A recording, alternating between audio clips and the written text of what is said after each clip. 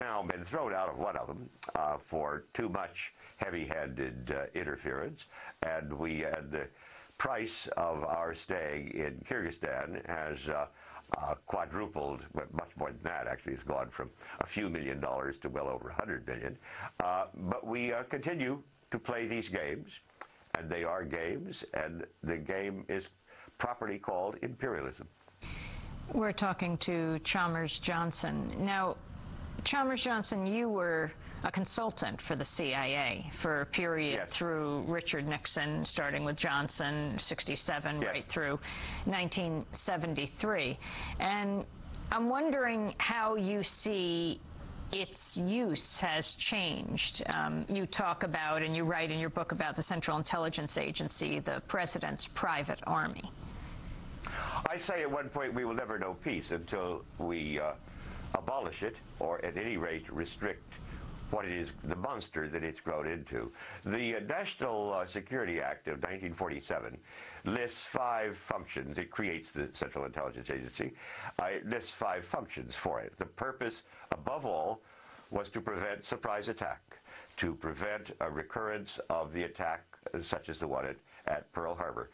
Of these 5 functions, 4 are various forms of information gathering through open sources, espionage, signals intelligence, things of this sort. The 5th is simply a catch-all, that the CIA will do anything that the National Security Council, namely the foreign affairs bureaucracy in the White House, attached directly to the President, orders it to do. That's turned out to be the tail that wags the dog. Intelligence is not taken all that seriously. It's not that good. My function inside the agency in the late 60s, early 70s was in the Office of National Estimates. My wife used to ask me at times, why are they so highly classified? And I said, well, probably and mostly simply because they're the very best we can do, and they read like a sort of lowbrow foreign affairs article. They're not full of great technical detail, and certainly nothing on sources of intelligence.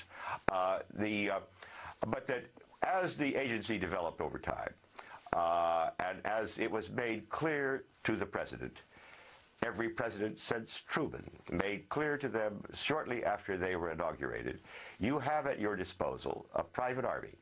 It is totally secret. There is no form of oversight. There was no form of congressional oversight until the late 1970s, and it proved to be incompetent in the face of Iran-Contra and things like that. He can do anything you want to with it. You could order assassinations. You could order governments overthrown. You could order economies subverted that seem to get in our way. You could instruct Latin American military officers in state terrorism.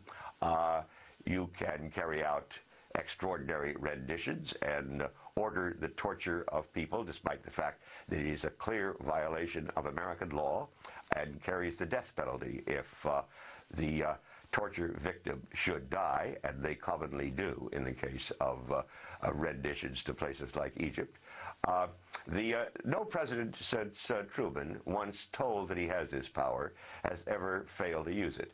That became the route of rapid advancement within the CIA. Dirty tricks, clandestine activities, the carrying out of the president's orders to overthrow somebody. Starting, the first one was the overthrow of Mohammad Mossadegh in Iran in 1953. It's from that, the after-action report, which has only recently been declassified, that the word blowback that I used in the first of my 3 books on American foreign policy, is where the word blowback comes from. It means retaliation for clandestine activities carried out abroad. But these clandestine activities also have one other caveat on them. They were kept totally secret from the American public, so that when the retaliation does come, they're unable ever to put it in context, to see it in cause and effect terms. They usually lash out against the alleged perpetrators, usually simply inaugurating another cycle of blowback. The best example is easily 9/11/2001, which was clearly blowback for the largest clandestine operation we ever carried out, namely the recruiting, arming, and sending into battle of the Mujahideen in Afghanistan against the Soviet Union during the 1980s. But this is the way the CIA is involved. It's been responsible for the overthrow of Salvador Allende in Chile and bringing to power probably the most odious dictator on either side in the Cold War, namely General Augusto Pinochet. The installation of the Greek colonels in the late 60s and early 70s in Greece, the coups one after another in numerous Latin American countries, all under the cover of avoiding Soviet imperialism carried out by Fidel Castro, when the real purpose was to protect the interests of the United Fruit Company and continue to exploit the extremely poor and essentially defenseless people of Central America. The list is endless.